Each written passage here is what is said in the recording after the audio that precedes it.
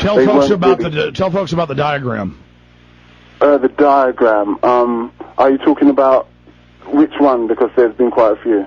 Oh yeah, the bus diagram, which they asked me to sign. The bus diagram, which they asked me to mark out where the people were sitting on the bus and where the people were standing and what happened on the bus. The diagram was the complete wrong layout for the bus.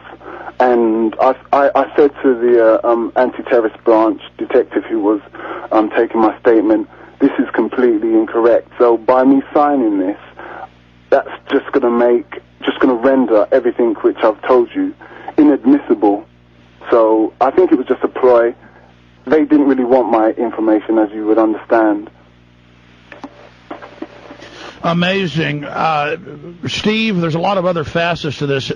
Any other questions you've got for the guests we have? Yeah, I would also point out that, Daniel had a shirt, which I believe he still has, with, victims' blood on it, which should have been taken for forensic testing, but they weren't even interested in that either. It's as if they'd worked out previously, a line to take on this, and they weren't deviating from the line, even though you've got, a first-hand witness here saying this is incorrect. You've got a layout of the bus which is incorrect. I mean, if this doesn't tell us that we need an independent inquiry on this, then what else does? Daniel Obuchaki, okay. Knowing what you know now, knowing all the evidence concerning government involvement or black ops involvement, intelligence involvement in past attacks and in the 7/7 attack, seeing your bus directed by these shadowy government characters, seeing people on the ground seconds after it happened, the fake bandages, what do you think was really going on there? Who do you think was behind the bombings? Well, I know who wasn't behind the bomb of the bus, but I couldn't really hazard a guess. It was obviously someone with a lot of power higher up.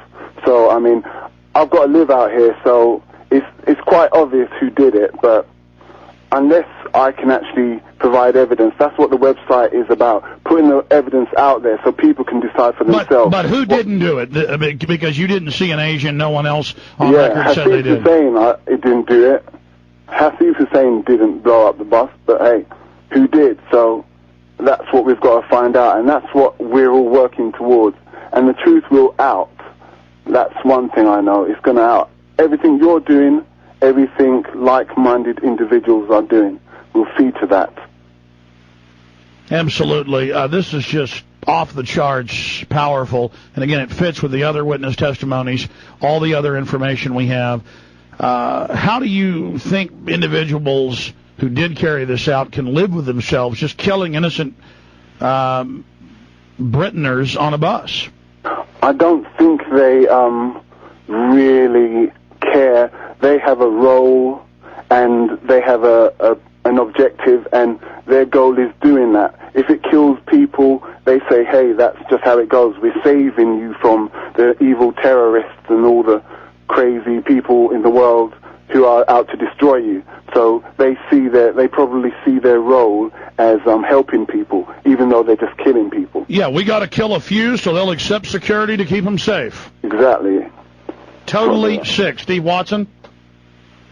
Yeah, and I mean, if we do delve into a bit of the evidence, we've got, numerous advance warnings from other intelligence agencies, from French, Spanish, the Saudis, who said, gave an exact time frame for this, and Scotland Yard themselves, who, told the Israeli embassy on the very morning, minutes before, that it was gonna go off, and Benjamin Netanyahu, who was in a hotel on Tavistock Square, which is a point that is often missed. He was told to stay in the hotel, which that kind of proves that they had precise location information as well. So we need to keep working towards outing the truth on this. Well, we need to put this guy's face up everywhere, and we've got technologies to scan his face, do a composite by reducing to the lines beneath the bandages. I actually know some police sketch artists who we can use computer mapping to get this guy's face. This is the type of stuff we'll put us 6 feet under, but what the hell? We got to stop the murderers. Welcome back. I tell you, the courage of our guest, Daniel Obachicki, the courage of Steve Watson. They're over there in London in one of the biggest police states in the world. I mean, you try to videotape on the street, they come over and tell you to shut it off. They don't allow protesting now. There's secret police everywhere. It is certainly like something out of V for Vendetta. But the good news is more and more is coming out. 80-something% know they killed Diana now. 80+% know they killed Dr. David Kelly. And everybody knows they're a bunch of criminals. And you're coming down. Your New World Order is going to fail. And your big fat German commander, Saxe-Coburg-Gotha, just your criminality will be exposed. And that's just the way it is. Daniel and Steve Watson, we've got you for a few minutes here and then 5 minutes the next. I'm going to let you go. Any other points that need to be made, please make them now. And my final question, why did you go public? When did you go public? Daniel, give us that timeline. I had to go public. It was the only thing I could do.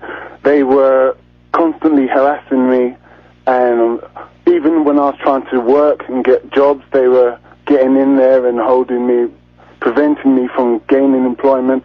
So I had to fight back somehow, and the only way to get back is by making sure what it is they didn't want to be out there was out there. So that's what the book, the forthcoming book, thefourthbomb.com, and the website is all about. It's actually something which is helping me as well, helping me get through it. Now, who's publishing this? Because I saw a little note in your narrative that you exclusively gave us, sections of the book, but you mentioned that the publisher's like, well, let's not get into the guy with the bandages. That's not too important. What do you mean that's not too important? I hope that ends up in the book. Well, he is referred to in the book, but it doesn't actually enhance the story that much. There is another guy who is in the square that day, an agent, who I'm going to put something on one of the internet sites like Google TV or something like that, which shows you he's actually directing the police and everything. So that's going to... Wait, there's video of this? Tell us who he is. So later I can't at the moment. It'll be with you soon. As soon as it's ready, I'll just forward you the link. What, did you find it off a local TV clip or something? I mean, and you said that's the guy that was directing, or I mean... Well, it's going to be on those, those TV websites where you can download media. I'm going to stick it on one of those, so that But I'm just trying to find out where you got the video.